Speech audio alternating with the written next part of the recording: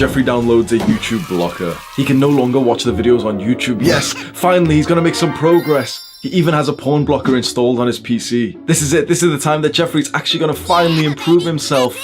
Wait, who's that? A mysterious figure uninstalls the blocker from Jeffrey's computer. Who could it be? Who would undermine your self-improvement attempts? There is only one man we can trust to find out the answer for us.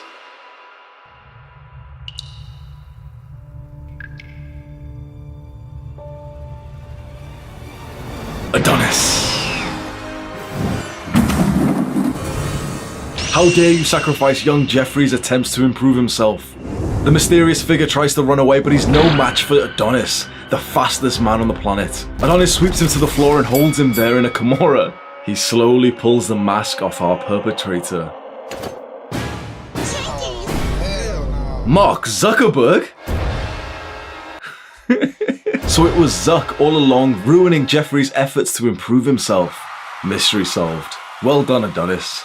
The first habit that helped me get my life together was weightlifting. This was like the first productive thing I ever did in my life, age 17. And if you've been into lifting or calisthenics recently, you'll know that this is the case when it's like the first good habit that you do. It really is like the cornerstone that gets you to do other good things. I started weightlifting at age 17 looking like this, 115, 120 pounds. I was so skinny. My wrists and my forearms were skinnier than my sister's. Weightlifting was a beautiful, crucial thing for me. I remember that this is extremely valuable to say.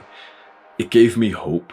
It gave me optimism. I saw the path ahead of me. Okay, I've started weightlifting. As long as I never quit, I'll build like my dream physique. I felt like that was a guarantee. And so it got me, perhaps for one of the first times in my life, to look forward to the future, to think that I can do something today that will make my future better, because I never really understood the concept of working hard in school or anywhere else. It was weightlifting that really started my life. Then the second habit that helped me get my life together was learning. So at age 21, I took an online course which is completely free, and it's called The Science of Wellbeing. It was going kind of viral at that time, and I saw some people talk about it on Reddit, and so I took the course. It's online, it's free, you can literally just Google The Science of Wellbeing. It's kind of like an online course where you just kind of sit there, you open up the browser, and it's almost like YouTube videos where you just let the video play, but it's extremely educational. And so for the first time in my life, I was actually learning.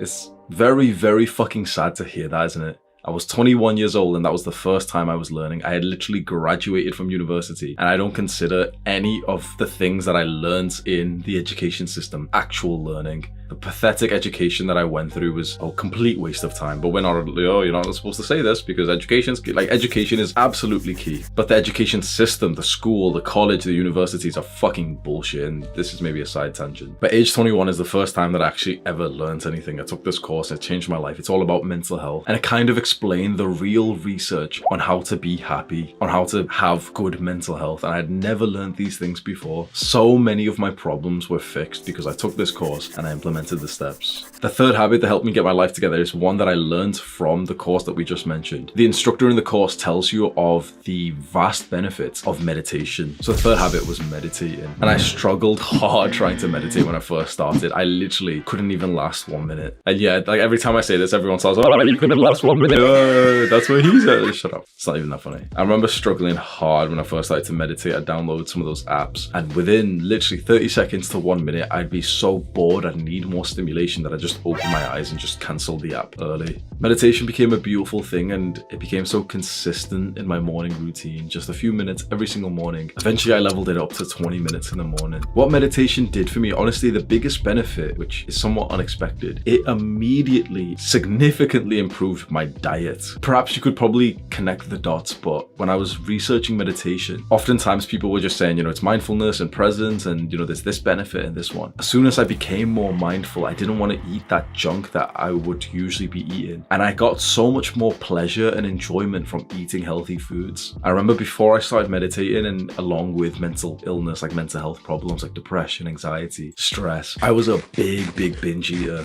It's almost weird for me to say this right now because it's been so long since I binge ate. A lot of people say like, oh yeah, like I ate lots of food. No. Binge eating is like you eat till you feel fucking sick, and then you keep eating. You have this weird need, not just finish the food that you've got in front of you, but to finish everything, to eat everything in sight. And it's heavily related to anxiety. It's heavily related to like needing a sense of comfort, which you can get from food and feeling full. It's kind of dark actually, but I remember there was a guy I coached. I used to do like one-on-one coaching. I don't do it anymore, but there was a guy I coached who was sexually abused as a child, and he was overweight, like he was obese. But you know, that was the thing that I was trying to help him with. And I remember once he just said something that really almost, it broke my heart, but he explained so much. We were trying to get, you know, really explain logically, okay, like, why do you eat so much? Well, like, you know, he would eat till he was so fucking sick and agitated with himself. And I had known about what had happened to him as a child. And just once he just connected the dots and he said like, well, when I eat that much and I'm so full, I feel so like disgusting, that it kind of feels like a way to protect myself from further sexual abuse. Trauma and abuse and things that mess up your mental health can truly make you do some like really crazy self-detrimental things, like binge eating, like drug abuse, like self-harming. Meditation, I personally believe, is the single best thing you can do to improve on that. The list of benefits of meditation, and this video would be over an hour long if I actually told you the list of benefits. It's just one of those where it's almost like a weird, vague thing where you're not 100% sure if it's working. If I could give you one piece of advice right now, it's start meditating. You know, you follow one of those apps. The app I recommend is called Medito, completely free app. I'm not even like associated with them. I would download an app and I would just follow, you know, 5 minutes, 3 minutes, 1 minute every single morning, and just have this kind of perception that yes, as long as I'm doing this, I'm going to be making progress, and it will become clear to me soon in the future. Really relate yourself to like the guy who goes to the gym, does the workout, and then looks in the mirror and says like, well, I'm not any thinner, or I'm not any like, you know, more muscular yet.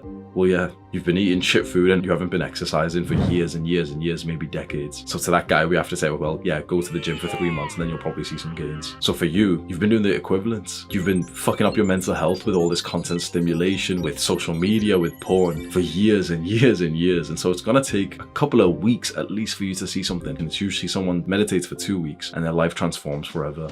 The fourth habit is journaling, specifically gratitude journaling. This is so simple. Literally just write down a couple of things that you're grateful for. This puts you in a very positive mindset because for once in your life, you're actually sat there and not striving to want anything else. You're not like thinking about anything else. You're literally just thinking, okay, what am I happy about? What am I grateful that is in my life? It's a very beautiful practice. And when you get more consistent, you'll find that you'll start expressing gratitude just throughout your normal day. It's kind of like a skill. And the higher you level up this skill by simply writing down things or just expressing gratitude or thinking about what you're grateful for, the more that it will just naturally come in. Imagine you just sat there one day and just randomly you get a feeling of gratitude that, oh yeah, I'm really grateful to be alive. I'm really grateful for my family. It's a very beautiful feeling.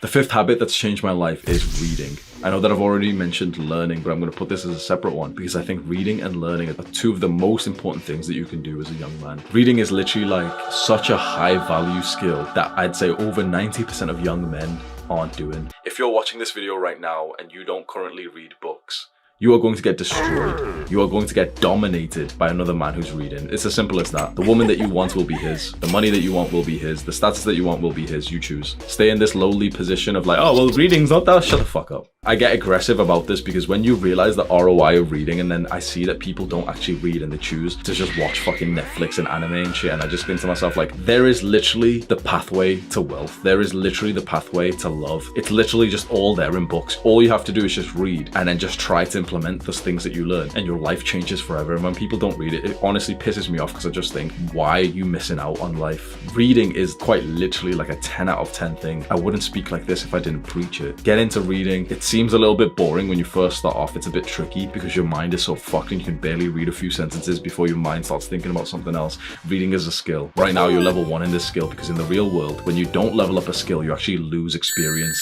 You need to like look yourself in the mirror and have a little bit of hatred towards yourself and say like, fuck, I can't even read. Bro, I read for like 3 sentences and my mind wanders. What a fucking disgrace. You need to have some aggression about this and literally say to yourself, what a disgrace that I can't and I will not read. What a privilege it is to read and to get the wisdom and knowledge from men who are better than us. And I choose not to read because it's not that fun, because it's a little bit hard. Slap some sense into yourself, pick out a couple of books and start reading for an hour a day, every single day for the rest of your life. It's that simple. This is literally how you become rich. Like I was gonna make a separate video titled, like obnoxiously titled, The Reason Why I'm Rich and You're Broke, simply because I read. That is the one where you can say it's privilege or whatever the fuck you want to say. I read the right book at the right time and that changed my life forever. The book was The Millionaire Fastlane by MJ DeMarco. It's kind of like a new blueprint to understanding wealth and money. I read it at about age 21 when I was first starting to make money. Like, you know, I was first like working full-time jobs after I finished university. I was trying businesses. And just because I read that single book, I never fell into the trap that the majority of like 99% of people do, and they're okay making 2K a month, 3K a month. And like, you're probably thinking, wait, 2K is a month, it's actually pretty good. Bro,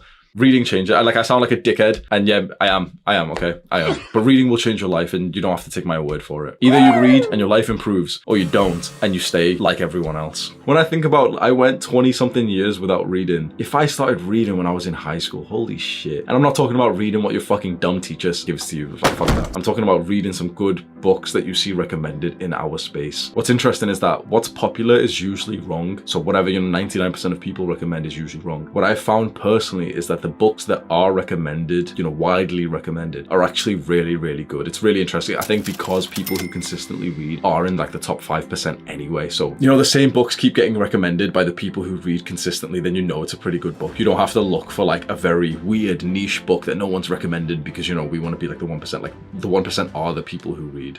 I hope that makes sense. The sixth habit that helped me get my life together is very interesting. It's failing. I got into the habit of failing, of trying things and failing them. There's a video of mine which is getting a lot of views right now, and it's titled, I Am a Failure. It's kind of like a epic montage edit, like, you know, with music and hype and everything. And I describe the process of actually becoming successful. It's constantly just trying and failing and being okay with that failure and then learning from it and then trying again. I think my generation especially has a problem with this. I see perfectionism is like through the roof. It's kind of a weird term, perfectionism, because it almost seems like a positive thing. Perfectionism is for pussies. Like if you're a perfectionist, you have to be a coward, you have to be a pussy. I'd say most of my generation is so deathly afraid of failure, and if you're afraid of failure, you will never become a success. And finally, the seventh habit, one that you can probably guess, is uploading content. I realized about 2 years ago that social media is the single greatest opportunity of our generation. This is our generation's gold rush. Uploading content consistently led me to where I am today. At first, I was doing it just for the sake of like entrepreneurship and making money online. And slowly and surely, when an audience started building up and I got way more purposeful and more driven and more focused, it became more like a movement, a revolution of young men who are sick and tired of living normal lives. We've done years of playing video games, of watching porn, of eating shitty junk food, and we hate our lives. For years we scrolled on social media because that's the normal thing to do, and we hated our lives. I felt these emotions, I felt this sickness, this pain inside of me, this agitation of living like a normal person, and I was so fed up with it that I transformed my life forever, and I started documenting my process and just coming onto camera and just teaching my learning lessons of living quite a weird life, detached away from, like, not fully detached away from modern technology. You know, I've got my computer on right now, and I've got a document open with like today's script and everything, but enough that I don't have social media. I haven't watched porn in years. I don't have dating apps. I don't eat shitty junk food. I don't eat sweets and crisps. Uploading content starts as just a habit that, you know, you're just kind of doing to try and make some money. And as soon as you start building up an audience, you start taking it seriously because you realize like, oh fuck, like hundreds of people are watching me, looking up at me. And you really want to start spreading a good message after that. I've seen some people taking my content and re-uploading it onto like their, kind of like what Andrew Tate's done, but they've got like Hamza clips, Hamza shorts, and it's just like videos of me. We're like, oh, you know, Hamza explains no fat benefits. I've seen people do that and get like quite a lot of views, and their channels are monetized. I never copyright anyone who's taken my videos. I wanted to make an announcement. If you've ever wanted to like download my videos and keep them safe in case like YouTube ever bans me, or if you wanted to like make your own sort of YouTube account, just re-uploading my own content to like get monetized way quicker than normal, then you can do that absolutely. Like you have full permission to use my content to re-upload it anywhere that you want. Re-upload it onto Pornhub, bro. Scroll down right now and click on the subscribe button. Do the hard work, especially when you don't feel like it. Mwah.